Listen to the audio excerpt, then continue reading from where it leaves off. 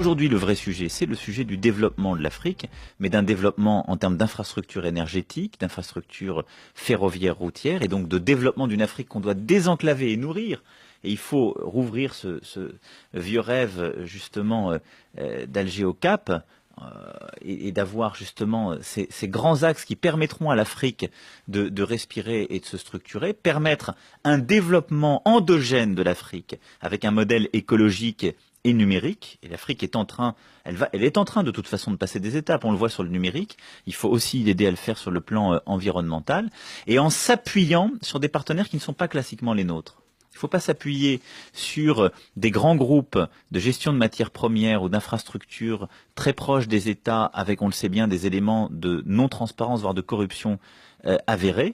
Mais il faut s'appuyer sur les étudiants, sur les diasporas justement d'étudiants de part et d'autre, en formant ces derniers, mais en les aidant aussi à retourner dans leur pays, à développer les structures universitaires africaines. Il faut s'appuyer sur les femmes, qui sont un élément de transparence et de la modernisation et de la transformation des sociétés africaines.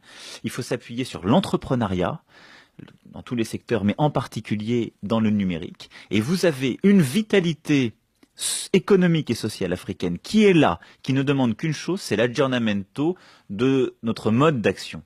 Et donc, on doit sortir là aussi, si je puis dire, de la rémanence en quelque sorte de la France-Afrique pour avoir une autre forme de diplomatie, de transformation africaine. Nous avons un rôle, assurer la paix et la sécurité en lien avec les États, avec l'Union africaine et en partenariat avec les armées africaines. Ça, c'est une initiative française européenne. Le Mali en est un bon exemple. Et Vous ne craignez pas l'enlisement? Je crains non seulement l'enlisement, mais je crains le développement dans cet arc électrique qui reprend la route des Touaregs, en effet, de plusieurs mouvements djihadistes. On sait que c'est là. Et donc, les prochaines années nous conduiront à réintervenir et à réintervenir au niveau européen. Notre rôle, il est là, principalement. Mais ensuite, on doit développer une vitalité. Donc, c'est assurer la paix, la sécurité, la stabilité des États. Mais on doit ensuite s'assurer des conditions d'une vitalité démocratique, entrepreneuriale et sociale.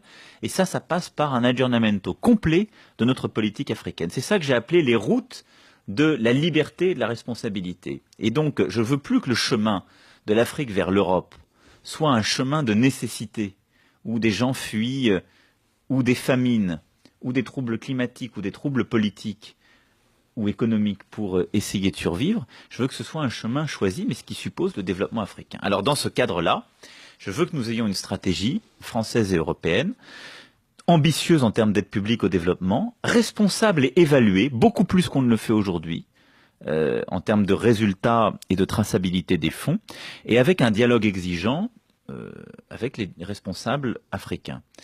On ne peut pas expliquer aujourd'hui à notre population que on est en train de stabiliser sur le plan militaire un pays, qu'on est en train de l'aider à développer ses propres structures, que d'ailleurs il est bon pour lui que les gens plutôt reviennent ou n'en partent pas, et qu'on ne sait pas signer un accord de reconduite à la frontière, ou quand quelqu'un n'a pas les titres de séjour, il n'est pas réadmis sur le territoire. Ça, c'est un jeu de dupes dans lequel nous sommes depuis des années, et donc nous devons avoir une politique totalement transparente en termes de visa étudiants, extrêmement ambitieuse en termes d'aide publique au développement et sur le plan de ce que je viens d'évoquer, mais en même temps avoir une demande de réciprocité sur le plan des réadmissions.